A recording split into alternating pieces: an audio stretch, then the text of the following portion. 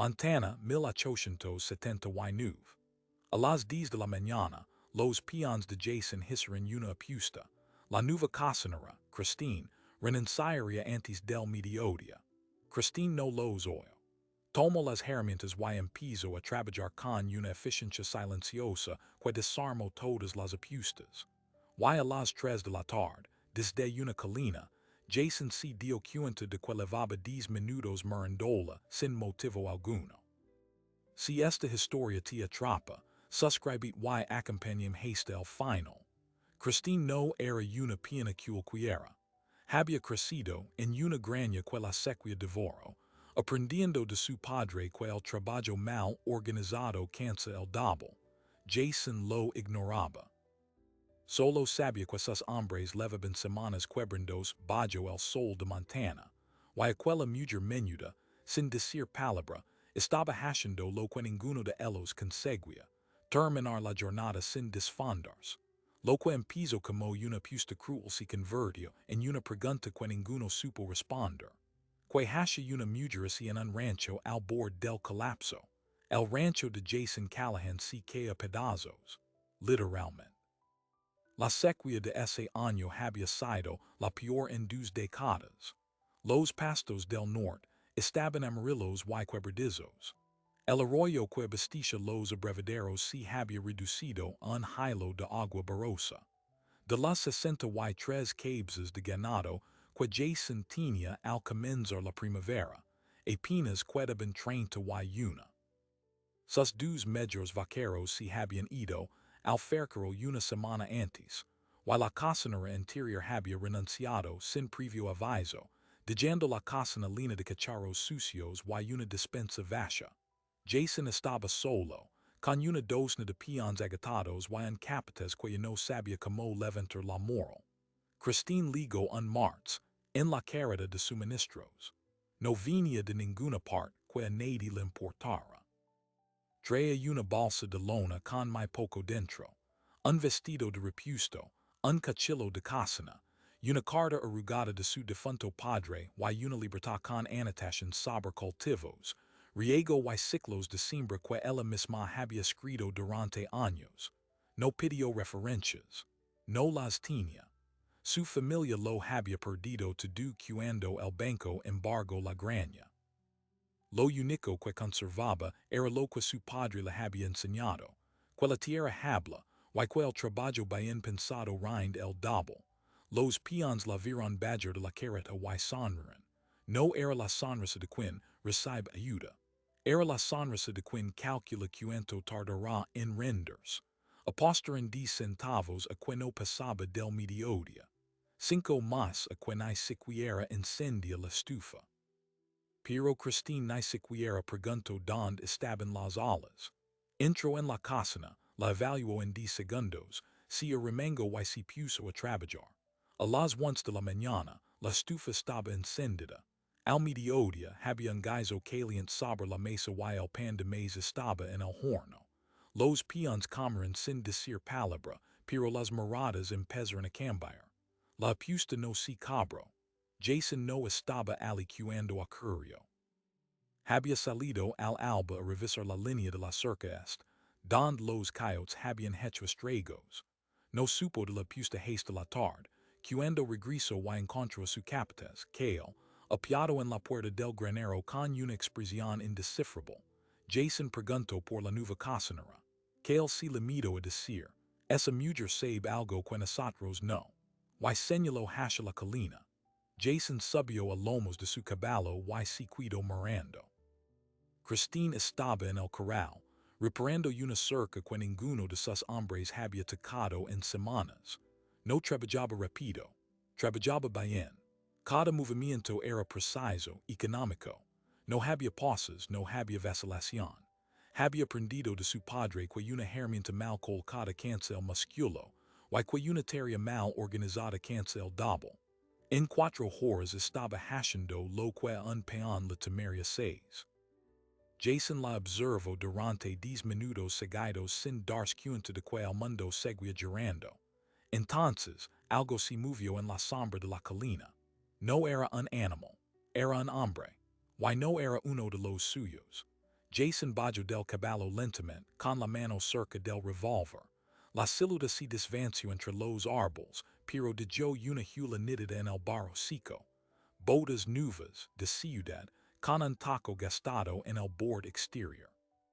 Jason se quedó mirando esa hula durante un minuto entero. Luego alzó la vista hacia el horizonte. Sabía que su rancho no solo se enfrentaba a la sequía, alguien quería que fracasara. Esa noche, en la cocina, Christine le preguntó si pensaba vender la propiedad. Jason se quedó helado. No dijo. Entonces tiene un problema más grande que el agua, respondió ella. Y sobre la mesa, extendió la libertad de su padre. Ali dibujado a mano, estaba el mapa de un manantial subterráneo que pasaba exactamente por debajo de la colina donde Jason había visto al intruso. Si perfora aquí, dijo Christine, señalando la línea de la cerca est, va a encontrar agua, pero va a tener que pelear por ella. Jason miró el mapa. Miró a Christine. Y supo, con una certeza que lo dijo sin aliento, que esa mujer era la única persona en miles a la redonda que podía salvar su rancho. Pero también supo que la próxima llegada del intruso no iba a ser una advertencia, iba a ser un incendio. Esa misma noche, antes de que la luna asomara por completo, Jason reunió a Kale y a los dos peones de confianza que quedaban. Sobre la mesa de roble extendió el mapa que Christine había sacado de su libertad. Ali, con trazos precisos, si veía la vena de agua subterránea que cruzaba la propiedad. Pasaba justo por debajo de la vieja cerca que delimitaba el rancho, esa que nadie tocaba desde hace más de 20 años. Kale la miró y dijo, siempre pensé que esa cerca estaba mal puesta, demasiado profunda. Christine explicó que los posts originals probablemente habían perforado la capa de arcilla que selaba el acuífero, y que al pudrirse con los años, el agua buscaba otra salida. Pero alguien más recientemente había vuelto a clavar posts más hondos y más gruesos. No fue un error. Fue un tapón intencionado. Esa noche decidieron cavar. Al amanecer, con las primeras luces del día, 4 hombres y Christine se apostaron en la línea de la cerca est. El calor ya portaba pero nadie hablaba. Pero el peón más joven fue el primero en hundir la barra de hierro. A los 3 pies la tierra seguía seca. A los 5 polvo. A los 7 el golpe cambió. Sono hueco. Luego humido. Cuando Perry retiró la barra, un chorro oscuro y espeso empezó a brotar del agujero. No era un manantial limpio, sino agua mezclada con lodo negro estancada durante años. Pero era agua viva. Jason metió la mano, sintió el frío, y supo que habían encontrado la vena que Christine había visto en el mapa. Sin embargo, el agua no corría. Estaba represada. Y si querían liberarla, tenían que arrancar los posts de la cerca. Todos ellos. Esa misma mañana, mientras Jason decidía si arriesgarse a derribar la línea de posts y enfurecer al vecino colindante, un giant apareció en el horizonte. No era un vaquero perdido. Era un hombre de traje oscuro, sombrero de fieltro y una cartera de cuero repleta de documentos. Se presentó como Aldo Hicks, representante legal de la Compañía de Tierras y Ganado de Fort Benton. Traía una oferta de comprar por todo el rancho Callahan. Una cifra ridiculamente baja. Jason la leyó y se rió, pero sin alegría. Hicks lo miró con esa condescendencia ansiada de los obligados que traen malas noticias. La sequía ha depreciado la tierra, señor Callahan. Su rebaño es insuficiente. Y además, tengo entendido que su acceso al agua se ha vuelto problemático. Jason dobló el papel y se lo devolvió. Dígale a quien lo mandó que este rancho no está en venta. Hicks sonrió. Todos dicen eso. Hasta que el banco dice lo contrario. Apenas el abogado se marchó, Christine se acercó a Jason y le señaló algo que él no había notado. La oferta estaba fechada hace 3 meses. 3 meses antes de que la sequía fuera tan grave, antes de que los peones se fueran, antes de que la cocinera interior renunciara. Alguien estaba planificando la caída del rancho Callahan mucho antes de que los problemas empezaran. La pregunta no era quien quería comprar la tierra. La pregunta era quien quería quebrar Jason para comprársela a precio de remate. Kale, que había trabajado toda su vida en ese val, soltó un nombre que como una losa, Victor Lazo.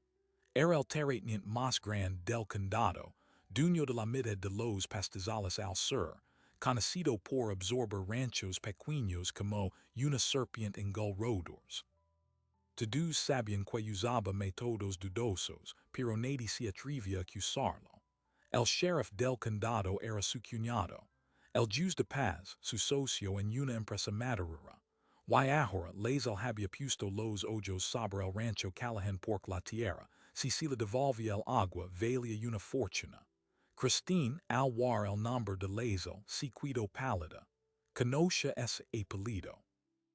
Era el mismo hombre que había comprado la granja de su padre en una subasta fraudulenta, 3 años atrás, cuando él tenía 23 años y un futuro entero que se desmoronó en 7 días.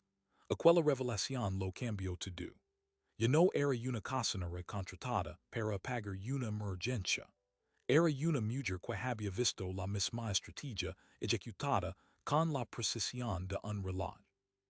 Canto que Lazo usaba 3 herramientas: asfixiar el agua, envenenar el ganado y quemar las reservas de heno. Y siempre, en ese mismo orden, ya había sacado el arroyo. El paso siguiente era el ganado. Esa noche para encontrar el primer animal muerto. Un ternero desplomado junto al abrevadero del sur, con los ojos vidriosos y una espuma blancuzca en el hocico. No era sequía. No era enfermedad común. Jason examinó el cadáver a la luz de una linterna y encontró residuos de un compuesto aceitoso en el fondo del abrevadero. Fosforo. El mismo veneno que se usaba para exterminar roedores, comprado en la ferretería del pueblo en grandes cantidades. Que el recuerdo que 2 semanas atrás, un peón de Lazo había estado en la tienda de Rafferty preguntando por algo fuerte para las alemañas. Rafferty, incómodo, la había vendido 20 libras. Jason decidió actuar. No podía esperar a que el próximo ternero muriera. Envió a Del al pueblo con instrucciones de hablar con Rafferty en privado, sin que el sheriff se enterara. Mientras tanto, él mismo, junto con Christine y Kale, comenzó a arrancar los postes de la cerca este. Necesitaban liberar el agua antes de que Lazo enviara sus matones. Fueron 3 días de trabajo bajo un sol que rayaba la tierra. Pero al cuarto post, el agua brotó confusa. No como un arroyo delicado, sino como una inundación contenida que rompe el dique. El canal empezó a llenarse, y antes del mediodía, el ganado ya había olido la humedad y corría hacia allí. Por un instante, Jason sintió que todo iba a salir bien. Pero Lazo no era hombre de scepter derrotas. Al sexto día, un tal Horacio Dunn, inspector del condado, se presentó en el rancho con una denuncia por desviación ilegal de aguas. Alegaba que los postes que habían retirado eran una servidumbre de paso, y que al quitarlos, Jason estaba desviando agua que legalmente pertenecía a la propiedad vecina, propiedad de Lazo. Jason sabía que era una mentira. Christine misma había consultado los mapas cadastrales en la oficina de registro antes de ir al rancho. Aquellos postes no eran legals. Eran una construcción clandestina para bloquear el agua. Pero sin un estudio topográfico reciente, no podían probarlo. Y Dunn dio un plazo de 10 días para presentar dicho estudio. 10 días. Si no lo conseguían, clausurarían el agua y multarían a Jason con una cifra que quebraría el rancho para siempre. Christine no se inmutó. Sacó su libertad y redactó en una noche un informe detallado de todas las observaciones geológicas que había hecho. Señaló coincidencias que ningún inspector podría ignorar: la orientación natural de la pendiente, los estratos de arcilla, los testigos de la antigua perforación. Luego, sin pedir permiso, Tomo el caballo y cabalgo haste la oficina de tierras en Fort Benton. Regreso al tercer día con un ingeniero federal aquestas, un hombre calvo y silencioso llamado Aldridge. Aldridge estudió el canal, las marcas en los postes estrados, y redactó un informe preliminar que no dejaba lugar a dudas. El agua siempre había fluido hacia la propiedad de Jason. El tapón era una alteración criminal. Pero mientras Aldridge escribía su informe en la cocina, un resplandor anaranjado iluminó la noche. El granero del Hino estaba ardiendo. Tres saludos corrían hacia la línea de la cerca este. Las mismas bodas de ciudad con el tacón disgustado. Les el había enviado a sus hombres a quemar la última reserva de forage. El fuego se alzaba rugiendo, y el grito de Christine rompió el silencio. Una sola palabra que lo cambió todo. Clyde. El nombre de uno de los incendiarios. Lo conoce. Había trabajado para Lazel cuando su padre on vivía. Ahora sabía quién estaba detrás de cada una de las desgracias. Y ahora ya no iba a limitarse a observar. Clyde. El nombre resonó en el patio como un disparo. Christine lo había reconocido incluso en la penumbra, con el rostro manchado de Holland y el resplandor del fuego bailando en los ojos. El hombre se paralizó apenas un segundo, lo suficiente para que Jason viera su silueta saltar la cerca y perderse en la oscuridad. Los otros dos también giraron, dejando atrás el granero envuelto en llamas. Jason maldijo y corrió hacia las cubetas. Pero el hino estaba seco como yesca. En 20 minutos, la estructura entera se había desplomado. Las dos toneladas de reserva para el invierno ardieron hasta reducirse a cenizas. Mientras las brasas on humiban, Christine tomó a Jason del brazo y lo apartó de los demás. La habló con una urgencia que él no la había visto antes. Clyde no es un peón cualquiera. Es el sobrino de Lazel. Lo sé porque trabajo durante años en la granja de mi padre, antes de que el banco nos la quitara. Él fue quien falsificó los papeles de la subasta. Yo lo Roman 6, pero nadie me creo. Jason la miró fijamente. Lo que Christine estaba diciendo no solo implicaba a Lazel en un incendio. Implicaba que llevaba años ejecutando la misma operación, con los mismos cómplices, sin que nadie lo detuviera. Y lo peor de todo era que Clyde no había huido hacia la propiedad de Lazel. Había corrido hacia el pueblo. Esa misma madrugada, del regreso de la tienda de Rafferty. Traía noticias buenas y malas. Rafferty, presionado por la insistencia del muchacho, había admitido que vendió el compuesto de fósforo a Clyde bajo el nombre de la compañía Lazel. Incluso mostró el libro de contabilidad. Pero se negó a entregar una copia por escrito sin una orden judicial. El sheriff, cuñado de Lazel, jamás firmaría ese documento. El pueblo estaba atrapado en una telaraña de silencio cómplice. Sin el libro de Rafferty, tenían testimonios, tenían mapas, tenían el informe preliminar de Aldridge, pero les faltaba la prueba irrefutable que pudiera levar a Lazel ante un juez. Un eslabón. Solo uno. Jason decidió que ese eslabón sería Clyde. Si lograban capturarlo y hacerlo confesar, todo lo demás encajaría. Pero atrapar a Clyde sin que el sheriff se enterara era un jugo peligroso. Que él propuso una solución arriesgada.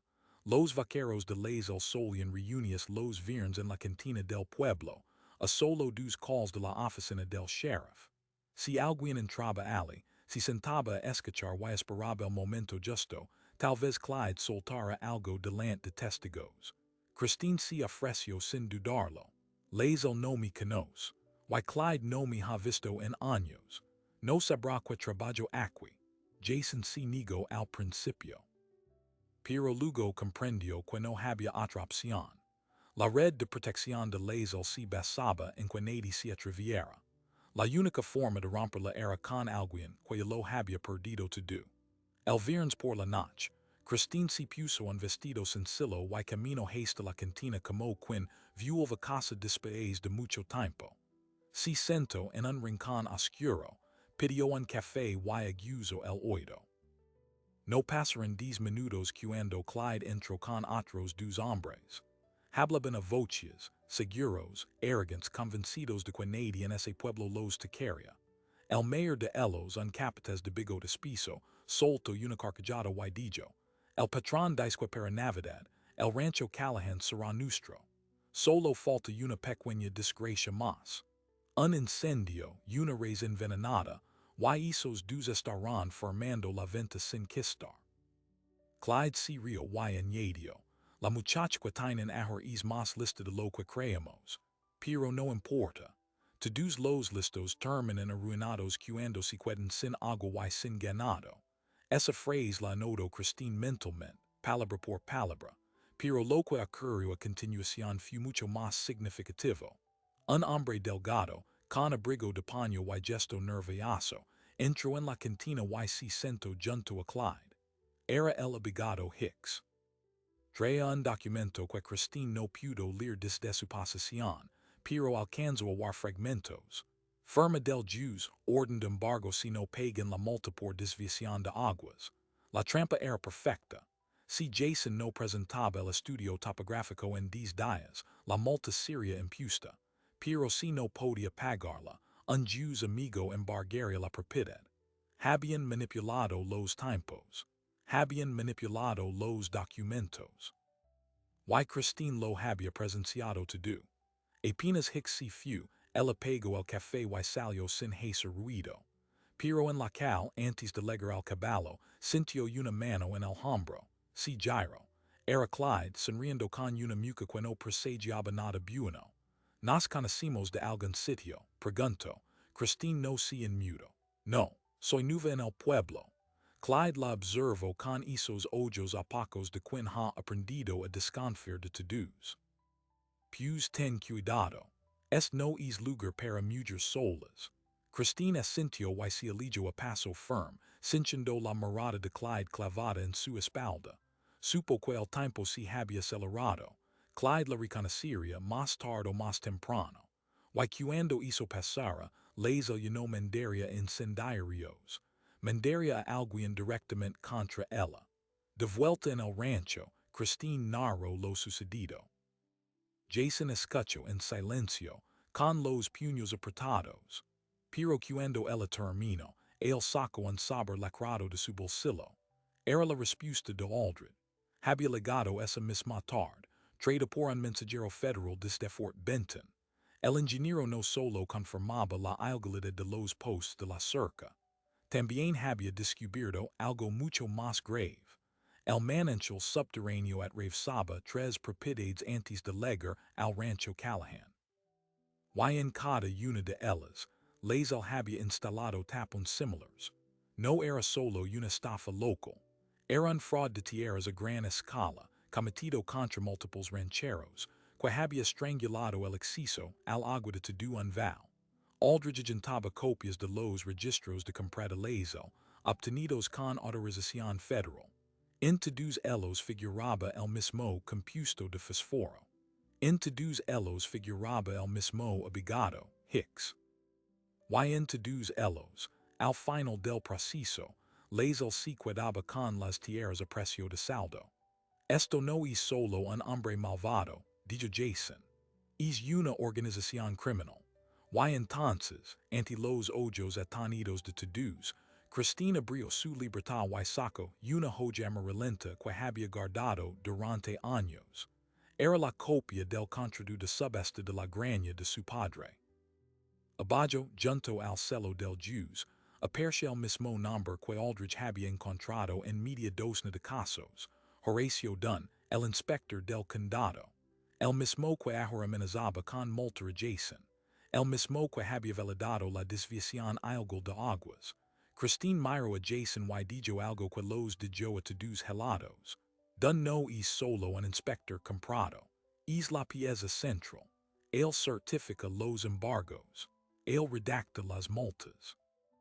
Y él fue quien entregó la granja de mi padre a Lazo. Aquella noche, la lluvia por fin llegó a Montana.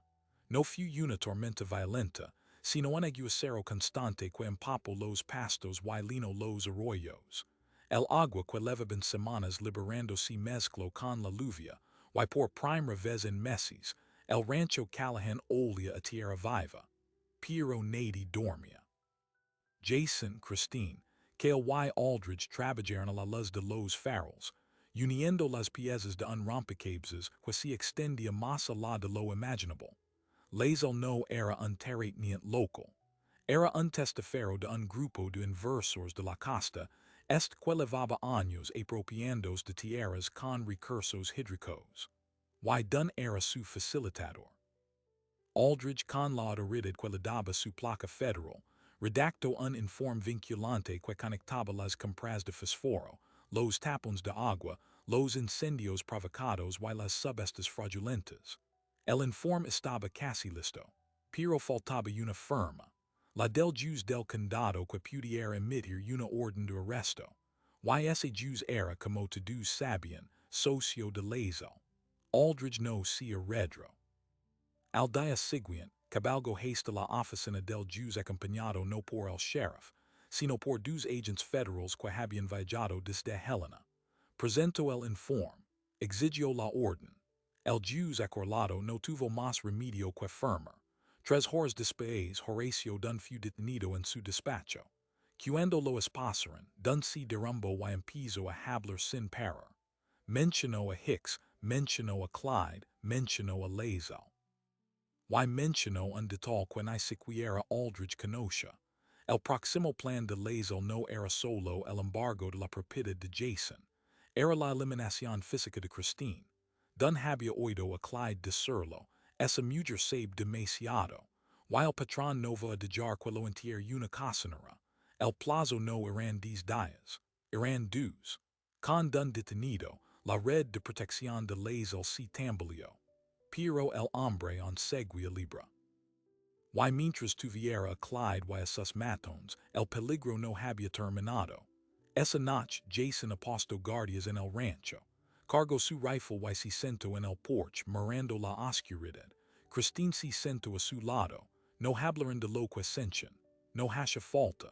Ambos sabían que la tormenta definitiva aún no había llegado. Y que esta vez, la batalla no sería por el rancho. Sería por la verdad. Con las primeras luces del alba, un giant solitario apareció en el camino. No era un agente federal, no era un vaquero, era el propio Victor Lazel. Venía solo, con un papel doblado en una mano y la otra apoyada en la culata de un revólver. Se detuvo frente al porche y miró a Christine con una sonrisa fría. Señorita, dijo, creo que usted y yo tenemos una conversación pendiente. Jason se puso de pie. Pero Christine fue más rápida. La conversación, señor Lazel, la tendrá con un juez. Yo ya he terminado de hablar con hombres como usted. Y por primera vez Lazel no respondió. Porque lo lejos en la carretera se oyó el galop de varios caballos. Los agentes federales ya venían a buscarlo. El cerco se estaba cerrando, pero aún quedaba la última jugada. Y nadie sabía hasta donde estaba dispuesto a llegar un hombre acorralado. Lazel no llegó a desenfundar. El ruido de los caballos era ya un trueno cercano, y cuando el terrateniente giró la cabeza, vaya a 3 agentes federales con Aldridge a la cabeza, las placas brillando bajo el sol naciente. Intentó una última maniobra. Levantó el papel que llevaba en la mano. Una orden judicial falsificada que pretendía autorizar la ocupación inmediata del rancho. Pero Aldridge la tomó, la examinó y la rompió en 2 pedazos sin decir palabra. Queda detenido por fraude federal, conspiración, atentado contra la propiedad privada y tentativa de homicidio, dijo Aldridge. Lazel miró a Christine con un odio frío y contenido. Tú has firmado tu sentencia, muchacha. Ella no respondió. Ya no necesitaba hacerlo. Los agentes lo esposaron y se lo llevaron por el mismo camino, por el que había llegado, dejando tras de sí un silencio denso y definitivo. El arresto de Lazel fue solo el principio de una cascada judicial. El informe de Aldridge continia pruebas contra siete propiedades en tres condados. La oficina del fiscal federal en Helena abrió una investigación que sacó a la luz una red de corrupción que implicaba a dos jueces, un alguacil y el propio inspector Dunn. Los ganaderos que habían perdido sus tierras empezaron a presentar demandas de restitución. Y en el condado de Harland, la gente empezó a hablar sin miedo. Por primera vez en años, los testimonios fluyen en lugar de esconderse. En la tienda de Rafferty, los rancheros se reunían a comentar las noticias mientras compraban provisions, y el nombre de Christine empezó a pronunciarse con un respeto que ella jamás había buscado. Pero la verdadera transformación ocurría en el rancho Callahan. Una vez eliminados los tapones ilegales y con el informe topográfico definitivo en la mano, el manantial subterráneo liberó un caudal constante que no solo alimentaba los abrevaderos, sino que convertía los pastizales del norte en un verde intenso que nadie recordaba haber visto. A las primeras lluvias de otoño, el ganado había aumentado a 47 cabezas, y la compañía Dawson, que meses atrás había cancelado su contrato, envió a un representante para firmar un nuevo acuerdo por 3 años. Jason firmó sin alardes, con la misma parquedad con que hacía todo. Pero esa noche, en la cocina, le entregó el contrato a Christine y le dijo, esto también es tuyo. Ella no lo firmó, pero tampoco lo rechazó. Lo dobló y lo guardó en la libertad de su padre, junto al mapa del manantial y la copia del juicio que había arruinado a su familia. La tarde en que Lazel fue condenado a 15 años de prisión y la confiscación de sus bienes, los peones del rancho se reunieron en el patio. Perry, el más joven, llevaba un sombrero nuevo y una sonrisa que no se liberaba. Del estaba más serio, pero sus ojos brillaban. Y Kale, que nunca hablaba de más, se plantó frente a Christine y le entregó un sobre arrugado. Dentro estaban los 15 centavos de la apuesta original, la misma que habían hecho 10 semanas atrás cuando el abajo de la carreta. Nunca cobramos, dijo Kale, y usted nunca renunció, así que esto le pertenece. Christine tomó las monedas, las sapsó en la palma y luego se las devolvió. Comprendo un buen caballo a Perry dijo. Y que aprende a no apostar contra las personas equivocadas. La carcajada de los hombres resonó en el patio, y por primera vez, el rancho Callahan sonó como un hogar. Esa tarde, cuando el sol empezaba a teñir de dorado la colina norte, Jason se acercó a Christine junto a la cerca que ella misma había enseñado a reparar. Levaba un rato en silencio, mirando el horizonte. Luego, sin preámbulos, preguntó si tendría interrogaciones en continuar una semana más. Christine lo miró, y en sus ojos se reflejaba esa calma obstinada que había mantenido incluso cuando todo ardía. Le respondió que podía quedarse 2 semanas, no una. Jason asintió y dijo, es razonable. Los dos sabían que no estaban hablando de semanas, sino de algo mucho más amplio y profundo que ya no necesitaba explicarse. 3 semanas después, con el invierno llamando a la puerta, un arquitecto del condado visitó el rancho. Traía planos para una nueva construcción en la colina norte. Una casa pequeña de madera clara, con una ventana orientada exactamente hacia el punto por donde brotaba el manantial. Jason la había encargado sin decir palabra, del mismo modo en que hace todas las cosas importantes. Cuando Christine via los planos, no preguntó para quién era. Solo dijo, falta un porche. Y Jason añadió, con 2 sillas. La obra empezó la semana siguiente, y cuando el carpintero preguntó quién iba a vivir allí, Cale respondió sin apartar la vista del martillo, los dueños del agua. La noticia que nadie esperaba llegó en febrero. Aldridge envió un telegrama urgente. Durante el proceso judicial, se había descubierto que Lazel no era el verdadero cerebro de la red de fraudes. Era un testaferro de un grupo de inversores del este que levaba una década apropiándose de tierras con recursos hídricos en todo el este. La investigación, ahora federal, apuntaba a nombres que ocupaban cargos en Chicago y Nueva York. El caso del rancho Callahan se había convertido en el detonante de un escándalo nacional. Y la pieza clave de la acusación era un testimonio, el de Christine. Su declaración sobre la graña de su padre y los documentos que había conservado durante años permitieron trazar el patrón criminal desde sus orígenes. Aquella libertad gastada, que él guardaba como único recuerdo de su familia, se convirtió en la prueba número uno de un caso que cambiaría la legislación de tierras en todo el territorio. Cuando la primavera volvió a Montana, el rancho Callahan era irreconocible. El agua corría libre, los pastos estaban sanos y el ganado se había duplicado. Pero nada de eso era, para Jason, lo más valioso. Lo más valioso estaba en la casa de la colina, en el porche con dos sillas, donde cada atardecer Christine se sentaba a leer las cartas que legaban de otros rancheros agradecidos. Un día, entre la correspondencia, encontró un sobre con un celo del juzgado de Fort Benton. Dentro, una carta del juez que había condenado a Lazo le comunicaba que, tras la confiscación de bienes, la antigua graña de su padre le sería restituida. No como compra, sino como indemnización. Christine sostuvo el papel durante un largo minuto y luego, por primera vez en muchos años, Laro, no de tristeza, de justicia. Aquella noche con las estrellas altas y el rumor del agua de fondo, Jason y Christine se sentaron en el porche. Él no hizo grandes discursos, solo dijo, "Te quedas 2 semanas más." Ella sonrió y respondió, "Por ahora." El porche, la casa, el rancho y la tierra entera parecieron asentarse, como si hubieran encontrado su centro definitivo. La apuesta de los peones había terminado mucho tiempo atrás, pero la historia de Christine y Jason apenas comenzaba.